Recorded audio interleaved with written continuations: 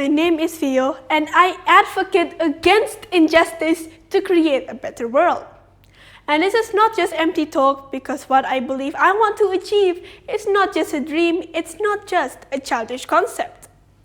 Martin Luther King Jr. once said, "A man dies when he refuses to stand up for what is right. A man dies when he refuses to stand up for justice."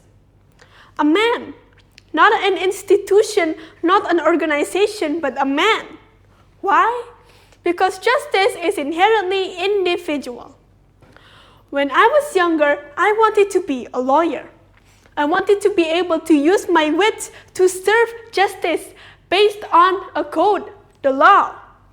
And that's how I started taking an interest in learning about social justice and how it does its job in front of our very eyes.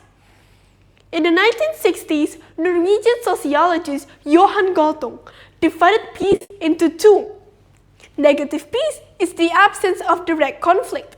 There's tension between, but no one makes a move on the other. On the other hand, we have positive peace, which is when we achieve true stability and true structural harmony. Let's look at a real case study this time. The New Order, the reign of Suharto. It was a time of stability and economic prosperity, and there were fewer riots. But how is it achieved?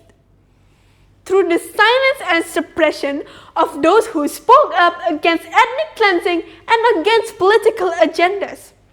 Discrimination existed, but it was silenced in order to achieve peace, negative peace. Or let's look at what's happening right now. 2026, you've seen the newest Indonesian criminal code, KUHP, with its article on insulting the president. They made an exception, sure, allowing it to be dismissed if it's done in self-defense or public good. But how will it be implemented?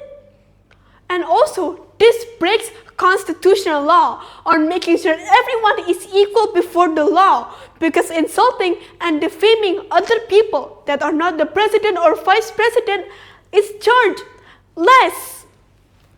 What we are trying to achieve is true peace, not merely the absence of tension, but the presence of justice. Justice, which is described as the idea that people are seen equally and reasonably under the law. I believe you don't need a college degree to understand that, but the problem is, how are we going to achieve it? To answer the question, let's turn back to what I've said before. Justice is individual. The system, just a collection on our thoughts and morality. We are the ones with a sense of morals, a sense of norms. We are the living beings who live and sense justice. The law is a weapon, and we are the one wielding it. The intention is ours. If we wield it to achieve justice, or if we wield it to purport injustice. And don't make the mistake of thinking justice is only in court. When a person or community is marginalized by society and not treated the same, that's also injustice. To you, it may not seem serious. Maybe it's just words. But it's these small things unconsciously woven into our fabric of societal norm, unseen before you zoom out to the bigger picture, and slowly destroys our civilization silently from the inside. Justice doesn't start when we have a government or an organization telling us what's right and what's wrong, what's fair, what's unfair. It starts with ourselves. Educate yourself. Be aware of what happens in front of you. When you know it's unfair, speak up, protest. Don't wait for change. Force it to change. As another Dr. King quote has it, in the end, we will remember not the words of our enemies, but the silence of our friends.